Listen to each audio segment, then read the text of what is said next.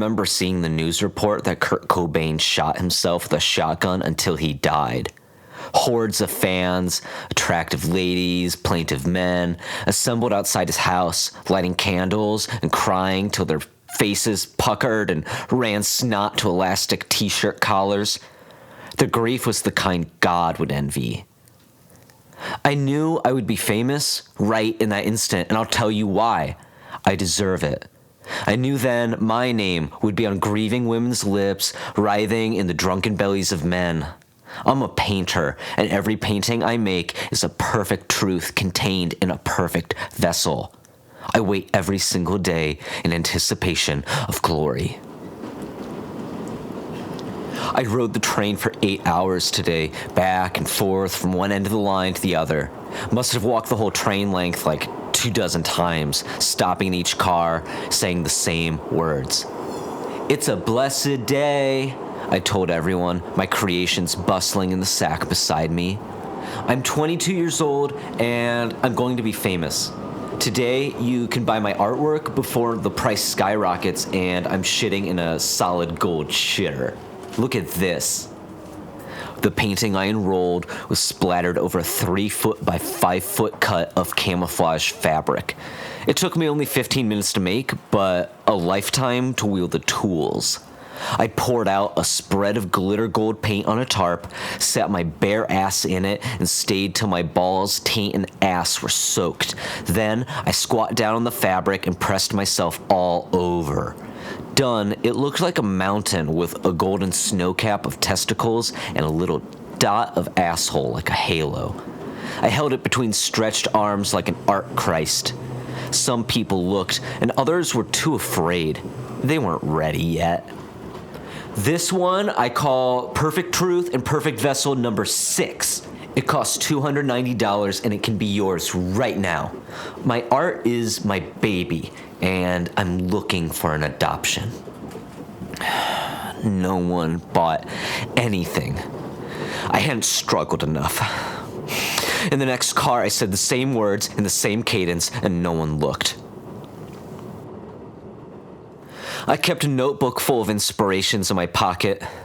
Every morning when I woke, I read them to myself, a little breakfast of truth. Here's one. If you can dream it, you can achieve it. Here's another. If you fall down 100 times, pick yourself up 101 times. This one's my favorite. Nothing can stop a person who believes in himself. Would you believe I've read over 45 books on success? 45, I did. I'm reading 2 right now.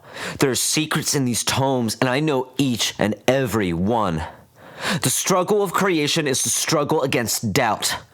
That's true, isn't it? Constant promotion is the problem of the weak, but the tool of the successful. Sometimes I'm so full of secrets, I'm like to burst, and my heart is a house on fire. One day when I'm interviewed and a woman is sitting with nervous breaths, flexing her chest into erotic heaves, and she asks me, "Did you know growing up this would happen to you?" I won't hesitate for a second. Right away, I will say, I never doubted it. I always knew. I was afraid this morning. I was afraid that for a second, I wouldn't succeed. A whole month went by without selling a single painting. I had painted for almost a whole year, yet knew no glory. Weak, I didn't believe I was special. I cried. In my head, my thoughts were these. I need someone to love me for how important I am. Everyone is a coward to my art. Why are they afraid to love me? I need my name big in every heart. Everyone should know me, talk about me, and every day they aren't is a day I die. I may never be loved by strangers. I may never change the entire world with my vision. I had to punish myself for the lack of dedication. Walter Davidson wrote, "The only way to defeat a bad habit is negative reinforcement." I thought 2 bad thoughts, so I punished myself 2 times, 1 for each violation. First, I rolled up my pant leg and took out the sandpaper I stole from a hardware store uptown. I rubbed my kneecap with the paper for 15 seconds. Then I grit my eyes and bit my hand until the screaming died down. Then I did it again until my socks were bloody.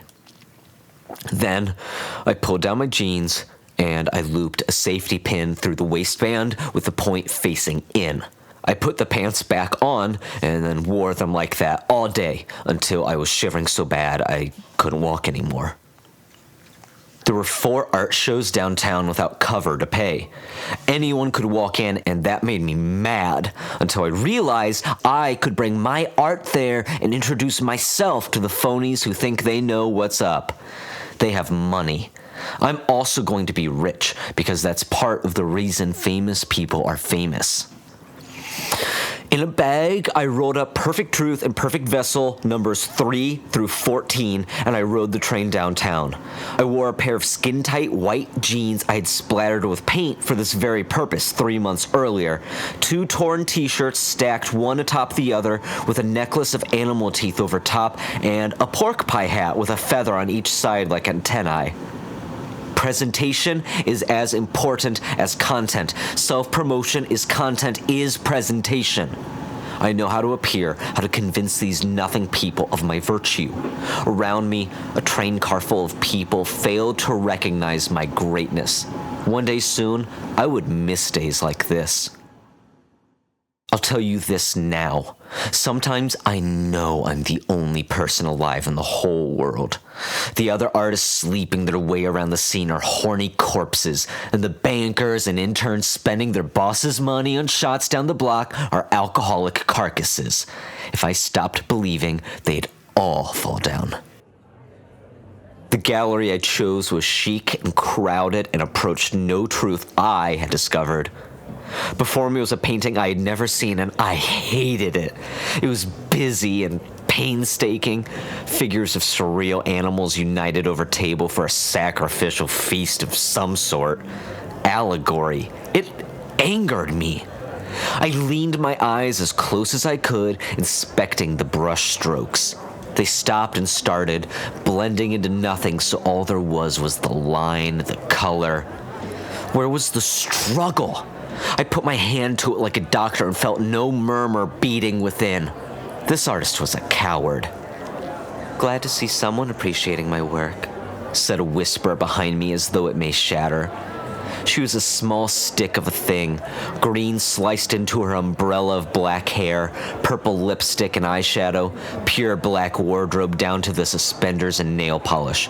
All her tattoos were new. "This whole day's a wash." "I love it," I told her. "It's incredible. Fucking masterpiece."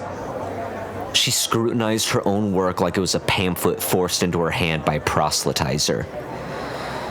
"That's nice of you to say. You don't like it?"